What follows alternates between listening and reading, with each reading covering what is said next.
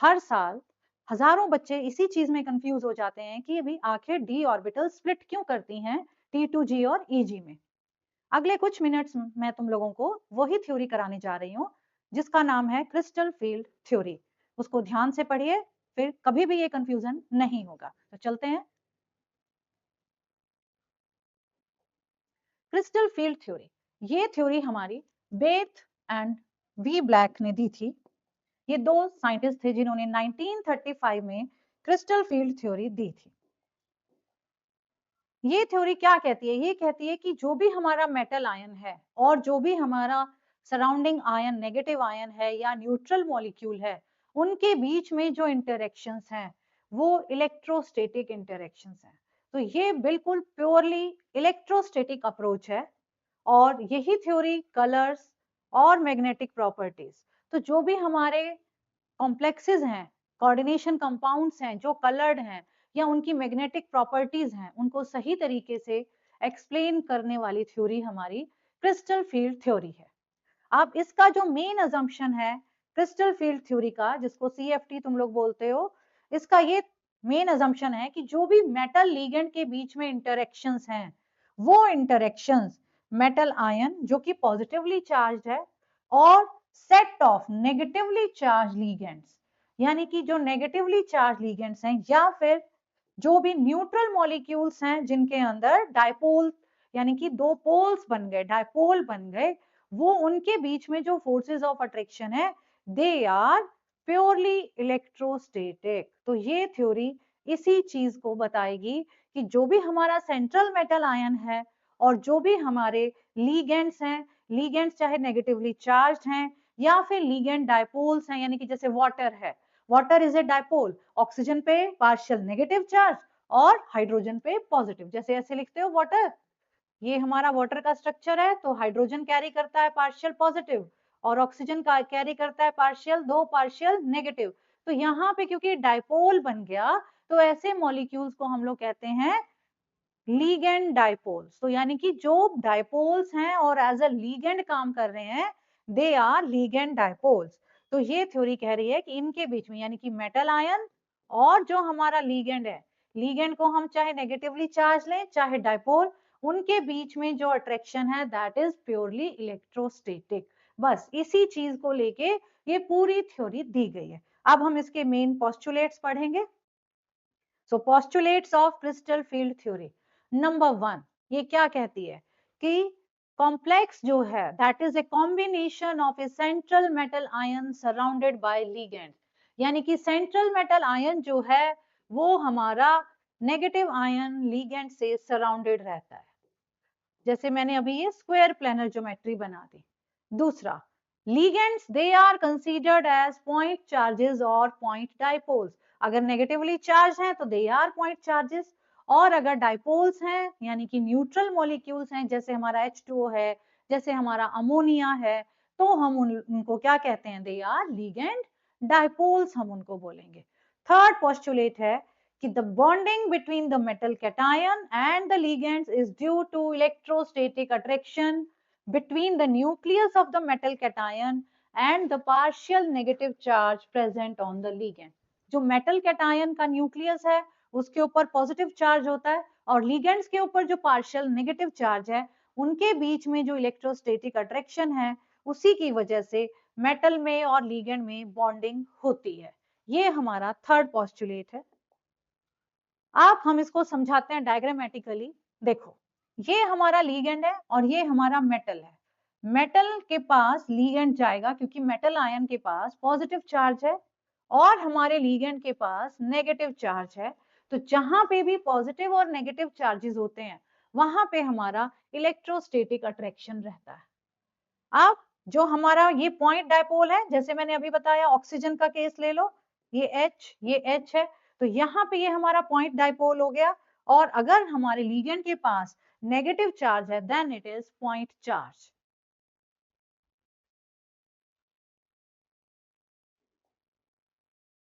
अब तो जो बॉन्ड है हमारा मेटल एटम में, मेटल कैटायन में और लीगेंड में, दैट इज 100% आयोनिक। एंड अब देखो बेटे, मेटल के पास पॉजिटिव चार्ज है न्यूक्लियस में और लिगेंड के पास इलेक्ट्रॉन्स है, तो ये मेटल का जो पॉजिटिव न्यूक्लियस है और जो इलेक्ट्रॉन्स हैं ये एक दूसरे को अट्रैक्ट करेंगे, लेकिन कौन रिपेल करेगा? मेटल के डी ऑर्बिटल्स में भी इलेक्ट्रॉन्स हैं और हमारे लिगेंड के पास भी नेगेटिव चार्ज है, तो electrons of the metal in the D orbital वो और negative charge of the ligand, ये दोनों एक दूसरे को अपोजिट रिपेल करेंगे। तो जो हमारी डी ऑर्बिटल्स की स्प्लिटिंग है that is due to this repulsion between the electrons of the metal d orbitals and the negative charge ligands. इनके बीच का जो रिपल्शन है वो ही रेस्पॉन्सिबल होता है crystal field splitting of the D orbitals. और जो स्प्लिटिंग ऑफ डी ऑर्बिटल्स है हर टाइप की ज्योमेट्री में, टेट्राहेड्रल ज्योमेट्री में अलग होगी, स्क्वायर प्लेनर में अलग होगी, ऑक्टाहेड्रल में अलग होगी। तो जो स्प्लिटिंग ऑफ डी ऑर्बिटल्स है that depends upon the geometry of the complex. So अब ये थ्योरी बिल्कुल मना करती है किस चीज के लिए कि भाई मेटल की ऑर्बिटल और लिगेंड की ऑर्बिटल के अंदर ओवरलैपिंग है, नहीं, ओवरलैपिंग को ये बिल्कुल मना करती है। और अब हम लोग crystal field splitting octahedral complexes में पढ़ेंगे, फिर हम उनमें टेट्राहेड्रल कॉम्प्लेक्सेस में पढ़ते हैं। आप देखो बेटे ये जो डायग्राम बना हुआ है इसके अंदर हमने ये हमारी ऑक्टाहेड्रल फील्ड बनाई है। ये वाली जो ऑर्बिटल है ये ऑर्बिटल है हमारी, ये जो पर्पल कलर से दिखी है, ठीक है, ये डी जेड स्क्वायर है, this is d z square, ये डी जेड स्क्वायर है। ये हमारी जो ऑर्बिटल है ये d x square y square है, ठीक है। अब जो डी ऑर्बिटल्स होती हैं वो 5 टाइप की डी ऑर्बिटल्स होती हैं। तो डी ऑर्बिटल्स में d x square y square और डी जेड स्क्वायर, ये दोनों ऑर्बिटल्स अलोंग द एक्सिस होती हैं। बाकी की तीनों d x y, d y z and d x z, ये तीनों इन बिटवीन द एक्सिस होती हैं, यानी कि ये डायरेक्टली एक्सिस के अलोंग नहीं मिलेंगी। जैसे ये है, ये रेड कलर वाली ये बीच में है कहीं पे, यहाँ पे एक और है ये येलो कलर, ये भी बीच में है, और ये ग्रीन कलर। तो ये अलोंग एक्सिस नहीं है, ना एक्स एक्सिस के अलोंग है, ना वाई एक्सिस के अलोंग है, ना जेड एक्सिस के अलोंग है। तो तुमको ये ध्यान रखना है कि जो शेप्स ऑफ डी ऑर्बिटल्स हैं, 5 होती हैं डी ऑर्बिटल्स, 3 ऑर्बिटल्स ये इन बिटवीन द एक्सिस होती हैं और ये दोनों अलोंग द एक्सिस होती हैं। अब जब हम ऑक्टाहेड्रल कॉम्प्लेक्सेस की बात कर रहे हैं तो देखो ये हमने यहाँ पे डी ऑर्बिटल सब बनाई है बेटे, और ऑक्टाहेड्रल में यहाँ पे एक लिगेंड होगा, एक लिगेंड यहाँ होगा, एक लिगेंड यहाँ होगा, और एक लिगेंड यहाँ, और एक तुम्हें मालूम ही है इधर। अब जो हमारा यहाँ लिगेंड है और यहाँ लिगेंड है वो, और जो डी जेड स्क्वायर ऑर्बिटल है वो एक दूसरे के बिल्कुल डायरेक्टली अपोजिट होंगे। अब उस डी ऑर्बिटल का इलेक्ट्रॉन और लिगेंड का जो नेगेटिव चार्ज है वो एक दूसरे को रिपेल करेंगे। रिपेल करने की वजह से ये डी ऑर्बिटल या लिगेंड इससे काफी दूर हो जाएगा, या ये डी ऑर्बिटल जो है उसकी स्टेबिलिटी चेंज हो जाएगी और वो अनस्टेबल हो जाएगा, यानी कि ये मोस्ट अफेक्टेड होगा बाय द इलेक्ट्रोस्टैटिक इंटरेक्शन। और वो कौन सी इंटरेक्शन है? Repulsive interaction. तो जब भी कोई लिगेंड मेटल आयन को सराउंड करता है उसके पास आएगा तो मेटल की डी ऑर्बिटल्स के इलेक्ट्रॉन्स और लिगेंड का जो नेगेटिव चार्ज है वो एक दूसरे को रिपेल करेंगे। अब जब रिपल्शन ज्यादा होगी तो डी ऑर्बिटल्स हायर एनर्जी में चली जाएंगी। अब ऑक्टाहेड्रल के केस में डी जेड स्क्वायर और d x square y square, अब एक लिगेंड तुम्हारा यहाँ, एक यहाँ, एक यहाँ और एक यहाँ, अब ये बिल्कुल डायरेक्टली अपोजिट है अलोंग द एक्सिस। लिगेंड्स और d x square y square बिल्कुल एक दूसरे को अपोज कर रहे हैं, इसीलिए इसकी भी एनर्जी हाई हो जाती है और डी जेड स्क्वायर की भी एनर्जी हाई हो जाती है, क्योंकि भाई आमने सामने की बराबर की टक्कर है। जब बराबर की टक्कर है तो एक दूसरे को खूब धक्का मुक्की कर देते हैं, और धक्का मुक्की करके डी ऑर्बिटल्स की एनर्जी बहुत ज्यादा, बहुत गुस्सा आ जाता है तो वो हायर लेवल पे चली जाती हैं। तो ये हमारी दोनों डी ऑर्बिटल्स हायर लेवल पे है। ये जो बाकी की तीनों ऑर्बिटल्स हैं ये दरवाजे के पीछे से लड़ाई देख रही हैं, इसलिए they are not that much affected. ये अब चुप करके दुबक के बैठ गई। और दुबक के क्यों बैठी? क्योंकि इनके किसी के भी सामने तो लिगेंड आया ही नहीं ना। अब लिगेंड जब सामने ही नहीं आया, अब ये देखो, ये हमारी बीचों बीच है, एक्स एक्सिस यहाँ थी और ये वाई एक्सिस है, अब उसके बीच में ये है और यहाँ भी ये इस तरीके से दोनों के बीच में अगर मैं ऐसे ड्रॉ करती हूँ, तो अगर मैंने इसको x लिया और इसको y लिया, तो dxy हमारी ऐसे बीच में, in between these two axis ये ऐसे रहेगी। अब लीगेंड तो हमारा यहाँ पर है, लीगेंड यहाँ है, तो इनको डायरेक्ट वो रिपेल नहीं कर पा रहा। जब रिपल्शन नहीं है तो ये जो हमारी dxy, dyz और dxz हैं, इनकी एनर्जी कम हो जाती है। तो अब तुमको समझ आया कि स्प्लिटिंग का रीजन क्या है, कि जैसे ही मेटल के पास लिगेंड अप्रोच करता है, तो लिगेंड के नेगेटिव चार्ज या पॉइंट डाइपोल और मेटल की डी ऑर्बिटल्स के इलेक्ट्रॉन्स एक दूसरे को रिपेल करते हैं, और उस रिपल्शन की वजह से दो ऑर्बिटल्स जो कि बिल्कुल क्या है बेटा, they are along the axis और लिगेंड्स को बिल्कुल सामने से टक्कर दे रही हैं, उनकी एनर्जी हायर हो जाती है और बाकी तीनों की एनर्जी लोअर हो जाती है। और इसी को हम लोग कहते हैं splitting of D orbitals. So octahedral cases में, ऑक्टाहेड्रल कॉम्प्लेक्सेस में डी ऑर्बिटल्स जो हायर एनर्जी लेवल है वो ये दोनों ऑर्बिटल्स हैं, और जो लोअर एनर्जी लेवल की ऑर्बिटल्स हैं वो हमारी ये तीनों ऑर्बिटल्स हैं, dxy, dyz एंड dxz। ठीक है, तो अब ये देखो, अब जब d ऑर्बिटल्स हमारा बिल्कुल सेंट्रल मेटल आयन फ्री है, तो उसके पास कोई भी लिगेंड नहीं है, तो सारी की सारी d orbitals they are of equal energy. और जब इक्वल एनर्जी की d ऑर्बिटल्स होती हैं तो हम उनको कह देते हैं बेटे degenerate orbitals. Degenerate d orbitals means the orbitals which have equal energies। तो ये हमारी अभी जब हमारा मेटल आयन फ्री स्टेट में है, तो ये हमारी डीजेनरेट डी ऑर्बिटल्स हैं, सबकी एनर्जी बराबर है, सबको हमने एक लेवल पे लिया।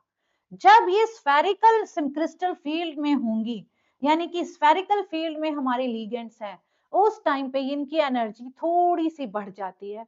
और अगर यही डी ऑर्बिटल्स ऑक्टाहेड्रल फील्ड में आएंगी, तो हमारी ये दो लेवल्स जो अभी हमने पिछली स्लाइड में पढ़े थे, अभी अभी पढ़े हैं ना, तो वो दो लेवल्स हैं d x square y square और डी जेड स्क्वायर, ये हायर लेवल हो गया, और d x y d y z and d x z ये लोअर एनर्जी लेवल हो गया। तो लोअर एनर्जी लेवल को हम कहते हैं T2G और हायर एनर्जी लेवल को हम कहते हैं EG। T2G, T का मतलब क्या है? T का मतलब है ट्रिपली डीजेनरेट। T का मतलब है, यानी कि ये तीन ऑर्बिटल्स हैं जिनकी एनर्जी इक्वल है, so T is for triply degenerate. G word जो हमने यूज किया, जैसे हमने लिख रहे हैं T2G एंड EG, तो G वर्ड जो हम यूज करते हैं that is for geared. Geared का मतलब जिनमें सेंटर ऑफ सिमिट्री हो, कोई ना कोई एलिमेंट ऑफ सिमिट्री हो। अब क्योंकि ऑक्टाहेड्रल में सिमिट्री होती है, इसीलिए इसके अंदर हम T2G और EG बोलेंगे। तो EG मींस डबली डीजेनरेट, यानी कि दो डीजेनरेसी, और ट्रिपली मींस T। T का मतलब तीन ऑर्बिटल्स हैं D की जो कि डीजेनरेट है, और EG का मतलब है कि दो ऑर्बिटल्स हैं D वाली जो कि डीजेनरेट हैं। और अब इन दोनों एनर्जी लेवल्स का जो एनर्जी डिफरेंस है उसको हम लोग क्या कहते हैं बेटे, that is called crystal field stabilization energy और क्रिस्टल फील्ड स्प्लिटिंग एनर्जी। और क्रिस्टल फील्ड स्प्लिटिंग एनर्जी को हम लोग डेल्टा से रिप्रेजेंट करते हैं, लेकिन यहाँ पे क्योंकि ऑक्टाहेड्रल फील्ड है तो इसीलिए हमने O लगा दिया। O मींस ऑक्टाहेड्रल, सो O वर्ड यूज हुआ ऑक्टाहेड्रल के लिए एंड डेल्टा यूज हुआ क्रिस्टल फील्ड स्प्लिटिंग के लिए। जब हमारी ये ऑर्बिटल स्फेरिकल फील्ड में थी, उस टाइम पे जो इनकी एनर्जी है उसको हम एवरेज एनर्जी या फिर उसको हम बैरी सेंटर बोल देते हैं, that is called barycentre. ठीक है, सो बैरी सेंटर से इन दो की ऑर्बिटल्स +3/5 डेल्टा O हो जाती है और इनकी -2/5 डेल्टा O हो जाती है, क्योंकि इनकी एनर्जी 3 से ज्यादा है इसलिए +3/5, और इनकी एनर्जी 2 से कम है दो ही तो है इनसे ज्यादा वाले, इसलिए -2/5। टोटल में 5 ऑर्बिटल्स थी, 5 में से इनकी एनर्जी 2 से कम है, इसलिए हमने क्या लिया -2/5, और इसको हमने लिया 3/5 डेल्टा O। तो O represents octahedral and delta represent crystal field stabilization और crystal field splitting energy। ठीक है, तो एनर्जी गैप, यहाँ ये सारा डिफरेंस डेफिनेशंस है। So energy gap between the EG and T2G is called crystal field splitting energy या फिर crystal field stabilization energy, जिसको हम लोग CFSC लिख देते हैं। और डेल्टा जो है it represents crystal field splitting energy and O represents for octahedral। ठीक है, अब जो डेल्टा O है, delta O is equal to 10 dq डेकरल। डेकरल is a unit of crystal field stabilization energy, और जो गैप है इसको हम 10 dq लेते हैं। ठीक है, अब ऊपर वालों की एनर्जी +3/5 थी। ठीक है, तो अगर हम डेल्टा O की टर्म्स में लेंगे तो उसको हम क्या लेंगे 0.4 डेल्टा O जो नीचे वाली है, ठीक है, और 0.6 डेल्टा O जो हमारी ऊपर वाली है। और अगर हम dq की टर्म्स में ले तो नीचे वाली हमारी 4 dq हो जाएंगी और ऊपर वाली की एनर्जी 6 dq हो जाएगी। ये हमारे पास क्रिस्टल फील्ड स्टेबलाइजेशन एनर्जी का है। अब एक आती है बेटे स्पेक्ट्रोकेमिकल सीरीज। स्पेक्ट्रोकेमिकल सीरीज, अब हमने पढ़ा कि भाई स्प्लिटिंग हो गई, अब किसी में ज्यादा स्प्लिटिंग हो गई, किसी में कम स्प्लिटिंग हो गई।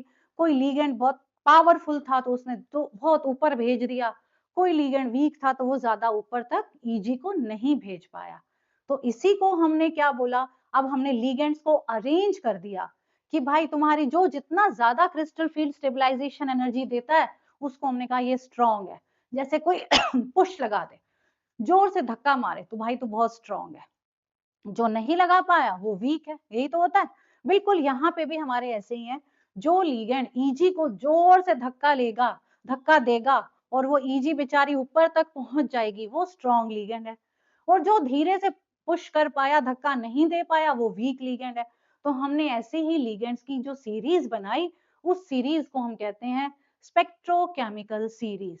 तो स्पेक्ट्रोकेमिकल सीरीज में जो ये है, ये हमारा ऑर्डर है। ठीक है, तो सबसे ज्यादा स्ट्रॉन्गेस्ट जो लीगेंड होता है strong field, that is carbonyl group CO, carbon monoxide, फिर CN, फिर इथाइलेन डायमीन, फिर अमोनिया एंड देन EDTA। ये स्ट्रॉन्ग लीगेंड फील्ड्स हैं, यानी कि ये क्या करते हैं, they create more crystal field splitting. जब मोर क्रिस्टल फील्ड स्प्लिटिंग होगी तो इलेक्ट्रॉन्स बेचारे ऊपर तक जा ही नहीं पाएंगे, जो हमने VBT में किया था। तो जब इलेक्ट्रॉन ऊपर नहीं जा पाएगा तो इलेक्ट्रॉन पेयर अप हो जाते हैं। तो ये हमारे स्ट्रॉन्ग फील्ड लिगेंड्स हैं, और ये हमारे वीक फील्ड लिगेंड्स हैं। Iodine, iodide ion, bromide ion, thiocyanide ion, chloride ion, sulphide ion, ये हमारे वीक फील्ड लिगेंड्स हैं और ये हमारे स्ट्रॉन्ग फील्ड लिगेंड्स हैं। ठीक है, तो ये हमारे जो स्ट्रॉन्ग है they create, they produce higher delta O, और जो वीक वाले हैं they produce less value of crystal field stabilization energy. अब देखो बेटे D1, D2, D3, अब D के अंदर जब एक ही इलेक्ट्रॉन है, जब स्प्लिटिंग होगी तो क्या होगा, ये यहीं रह जाएगा, ऊपर जाने की जरूरत ही नहीं। हमारे पास इतने खाली कमरे हैं तो हम ऊपर छत वाले कमरे में क्यों जाएं, नीचे ही रह गया। तो यहाँ पे कोई प्रॉब्लम नहीं है, तो यहाँ ये माइनस का साइन है, ये माइनस का साइन है, ये प्लस है। ठीक है, तो ये इसकी जो है ये -2/5। तो सिंपल इसमें जो कॉन्फ़िगरेशन है D1 में वो रहेगा T2G1।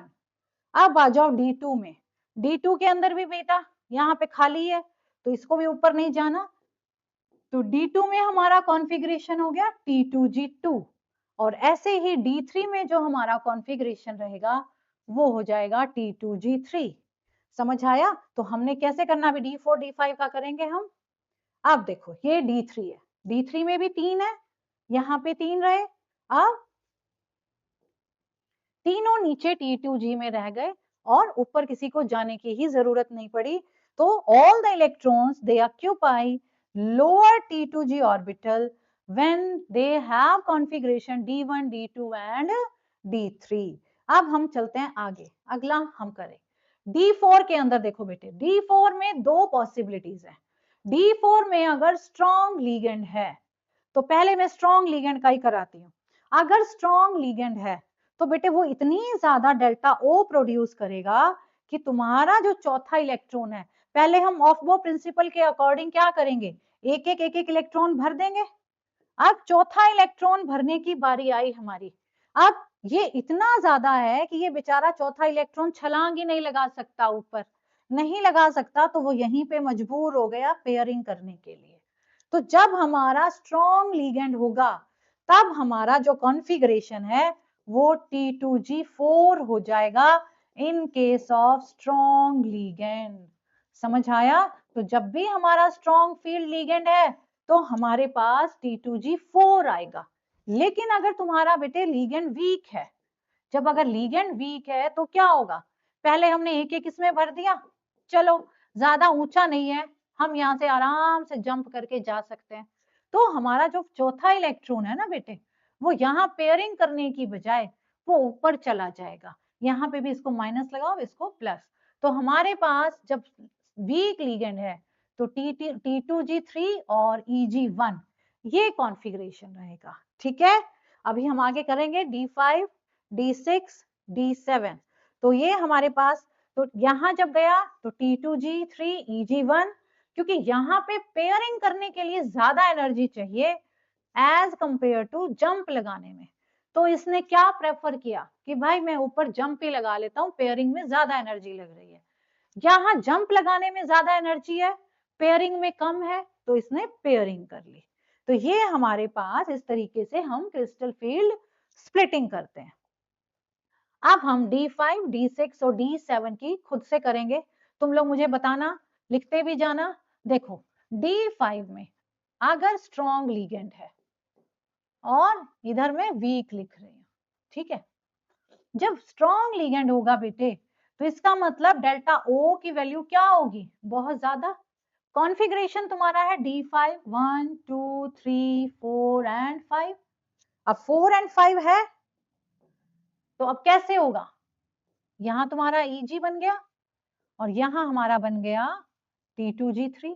अब क्योंकि ये बहुत ज्यादा वैल्यू है डेल्टा O की, तो हमारे इलेक्ट्रॉन्स क्या करेंगे बेटे, पेयरिंग करना प्रेफर करेंगे। जब वो पेयरिंग करेंगे तो पहला 1, 2 एंड 3 यहाँ हमने एक एक फिल कर दिया। अब क्योंकि ऊपर जाने में ज्यादा एनर्जी लग रही है Eg में और T2G में पेयरिंग करने में कम लग रही है, तो बाकी के दो इलेक्ट्रॉन्स यहीं लग जाएंगे। तो यानी कि स्ट्रॉन्ग जब लीगेंड होगा तो हमारा कॉन्फ़िगरेशन हो गया बेटे T2G5। समझ आ गया? और अगर हमारा वीक लीगेंड है तो यही हमारे पास, भाई जंप करने में ज्यादा एनर्जी नहीं लग रही, पेयरिंग में ज्यादा, तो ये कॉन्फ़िगरेशन चेंज हो जाएगा और कॉन्फ़िगरेशन बन जाएगा T2G3 EG2। तो ये हमारा कॉन्फ़िगरेशन है जब वीक लीगेंड है। बिल्कुल ऐसे ही हम D6 का लिख सकते हैं, तो D6 का लिखते हैं। देखो D6 में अगर स्ट्रॉन्ग लीगेंड है तो अब तो तुमको समझ आ गया, तो क्या होगा T2G6, क्योंकि और कोई ऑप्शन नहीं है। ठीक है, लेकिन ये तो स्ट्रॉन्ग में हो गया और वीक में क्या रहेगा D6 में, T2G4 EG2। कैसे, देखो ये हमारी d ऑर्बिटल्स है, इसको तो 1, ये हमारी डी जनरेट है। अब हमारा स्ट्रॉन्ग लीगेंड है, स्ट्रॉन्ग है तो क्या होगा, सबसे पहले वो 1, 2, 3, क्योंकि स्ट्रॉन्ग है तो ऊपर इलेक्ट्रॉन्स जा ही नहीं पाएंगे, तो बाकी के 3 भी यहीं पेयरिंग कर लेंगे। इसीलिए हमने कॉन्फ़िगरेशन क्या लिख दिया था, T2G6। लेकिन जब वीक फील्ड लीगेंड है तो पहले एक एक यहाँ रहेगा, एक यहाँ और एक यहाँ, 5 हो गए। छठा अब कहाँ जाए, कोई ऑप्शन नहीं बचा ना, वो नीचे वाले में पेयरिंग कर लेता है। इसीलिए जो मैंने कॉन्फ़िगरेशन लिखा वो क्या लिखा बेटे, T2G4 Eg2। तो T2G4 Eg2 इसीलिए हुआ कि पहले सब में एक एक आया और फिर हमारा इसमें पेयरिंग हो गई। अब बिल्कुल इसी तरीके से हम D7 में लिख सकते हैं। तो वीक के केस में क्या लिखोगे? वीक के केस में पहले 5 भर देंगे ऐसे, T2G3 और Eg2 5 हो गए, फिर 2 पेयरिंग होंगी तो T2G5 Eg2 हो जाएगा इन केस ऑफ वीक, अगर D7 है, क्योंकि पहले सब में एक एक भरोगे तो क्या करोगे, 3 नीचे और 2 ऊपर, तो T2G3 और Eg2 हो गया, 5 हो गए। अब 2 और हैं तो T2G5 Eg2, ये तो हो गया वीक के केस में। स्ट्रॉन्ग में पहले सारे यहीं भरे जाएंगे, 6 के 6, फिर एक ऊपर जाएगा। तो D7 के केस में अगर स्ट्रॉन्ग लिगेंड है तो कॉन्फ़िगरेशन रहता है T2G6 Eg1, क्योंकि बेटे फिलिंग ऑफ इलेक्ट्रॉन्स जो होती है वो ऑफ बो प्रिंसिपल के अकॉर्डिंग ही होती है। तो तुमको ये ध्यान रखना है कि जब भी स्ट्रॉन्ग लिगेंड है तो इलेक्ट्रॉन्स हमेशा पेयरिंग करते हैं, जब भी वीक लिगेंड है तो वो यहां से जंप कर जाते हैं ऊपर। और जब भी हम वीक की फिलिंग करेंगे तो पहले हम पांचों में एक एक डालेंगे अगर हमारे पास सफिशिएंट नंबर ऑफ इलेक्ट्रॉन्स है।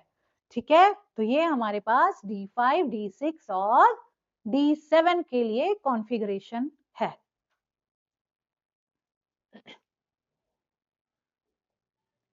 अब जब हमारा स्ट्रॉन्ग लिगेंड है तो हमारे पास लो स्पिन कॉम्प्लेक्स बनते हैं क्योंकि पेयरिंग हो जाती है। जब हमारे पास वीक फील्ड लिगेंड है तो पेयरिंग नहीं होती और हाई स्पिन कॉम्प्लेक्सेस बनते हैं। तो जब हमारे पास हाई स्पिन कॉम्प्लेक्स बने तो इसका मतलब पेयरिंग के लिए ज्यादा एनर्जी चाहिए एज कंपेयर टू जंप लगाने के लिए, और जब हमारा लो स्पिन कॉम्प्लेक्स बन रहा है तो जंप लगाने में ज्यादा एनर्जी चाहिए, पेयरिंग के लिए कम एनर्जी चाहिए। ठीक है, तो ये हमारे पास थी पहले ऑक्टाहेड्रल के लिए। अब हम लोग करेंगे बेटे क्रिस्टल फील्ड स्प्लिटिंग इन टेट्राहेड्रल कॉम्प्लेक्सेस। अब टेट्राहेड्रल में देखो, टेट्राहेड्रल के केस में थोड़ा सा उल्टा हो गया। ऑक्टाहेड्रल में जो हायर एनर्जी के थे यहाँ वो लोअर एनर्जी वाले हो गए, और जो वहां लोअर वाले थे वो यहाँ हायर वाले हो गए। बस इतना ही, वहां पे हमने जी लगाया था T2G EG, यहाँ हम नहीं लगा, हम कहेंगे T2E, बस समझ गए। तो यहाँ जो E लेवल है, E लेवल हमारा लोअर लेवल है और जो T2 लेवल है वो हमारा हायर लेवल है। अब ये हमारी -3/5 वहां क्या थी, +2/5 थी, -2/5 थी और यहाँ थी +3/5, यहाँ उससे उल्टा हो गया। बस अब तो यहाँ क्योंकि ये दो ऑर्बिटल्स की एनर्जी कम है, dxy और dxz और dyz हमारे ज्यादा एनर्जी वाले हो गए, dz² dx² y² ये हमारे कम एनर्जी वाले हो गए, और इनको हम सिंपल E और T2 लिखते हैं।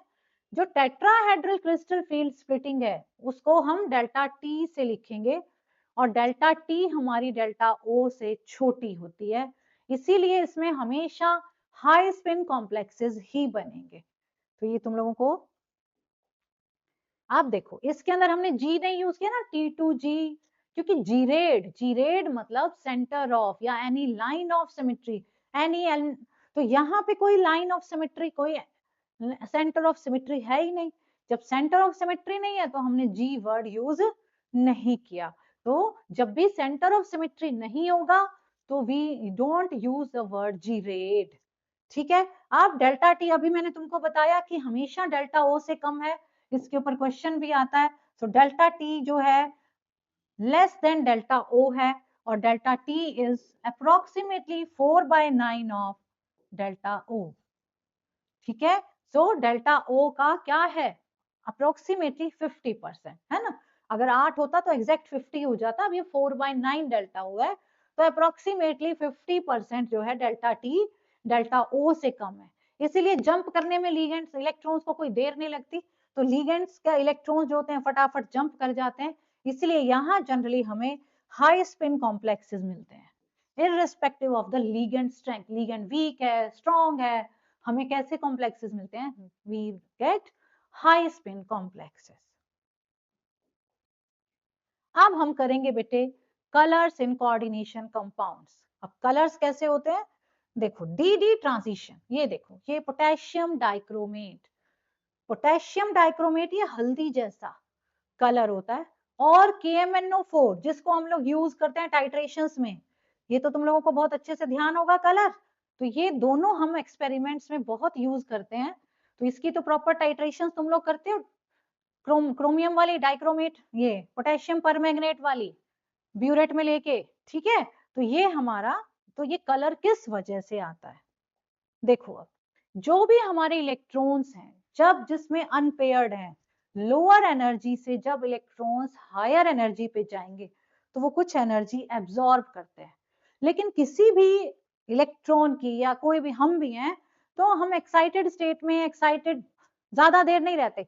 मैथ्स का पेपर मिला 100 out of 100, 70 out of 70, 80 out of 80, है ना, लेकिन फिजिक्स के पेपर में 35 नंबर आ गए, तो क्या हुआ? हमारा सारा एक्साइटमेंट जीरो हो जाता है। बिल्कुल इलेक्ट्रॉन्स के साथ भी यही केस है कि क्या हो रहा है, उन्होंने एब्जॉर्ब की एनर्जी और हायर स्टेट पे ऐसे ऐसे उड़ रहे हैं, लेकिन हायर स्टेट पे, एक्साइटेड स्टेट पे उनकी एनर्जी बहुत कम रहती है, तो वो क्या करते हैं बेटे? वापस आते हैं अपनी नॉर्मल स्टेट पे। तो जब वो वापस आते हैं तो सारी एनर्जी तो एमिट नहीं करते, लेकिन कुछ energy they emit, and that lies in the visible region, और वो कॉम्प्लीमेंट्री कलर की लाइट एमिट करते हैं।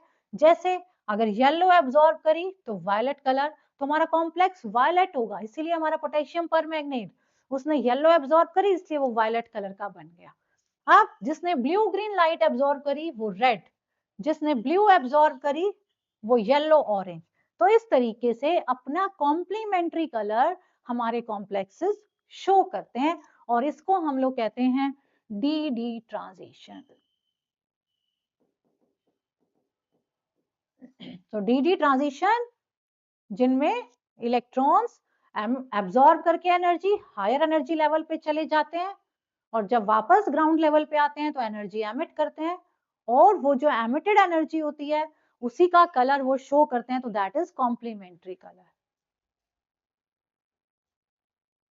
तो ये कुछ कॉम्प्लेक्सेस लिखे हैं, आप लोग एक बार ध्यान देना कि रेड कलर है, एब्जॉर्ब कर रहा है तो ब्लू कलर का होगा, ऐसे ही ब्लू ग्रीन एब्जॉर्ब कर रहा है तो वायलेट कलर का होगा, वायलेट कलर का है तो इसका मतलब येलो एब्जॉर्ब करी है।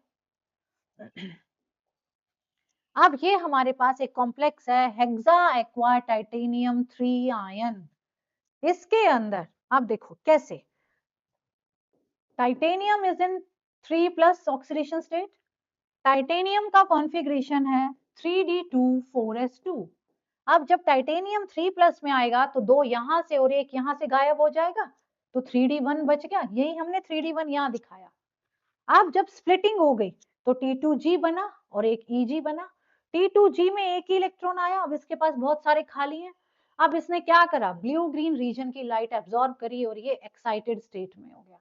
तो ये जब हमारा डी डी ट्रांजिशन हो गया, तो जब ये वापस आता है, जब वापस आएगा तो ये कलर रिलीज, अब ब्लू ग्रीन की एब्जॉर्ब करी है ना, तो इसका कॉम्प्लीमेंट्री कलर ये क्या कर देगा?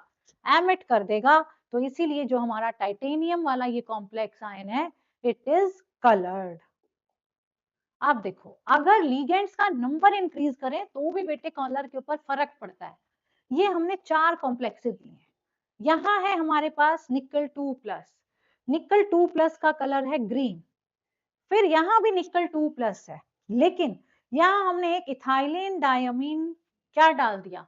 लीगेंड डाल दिया, जो कि स्ट्रॉन्ग लीगेंड है, स्ट्रॉन्ग लीगेंड है, हायर एनर्जी एब्जॉर्ब करेगा, इसलिए ब्लू कलर का दिखाया, ठीक है, क्योंकि हायर एनर्जी है।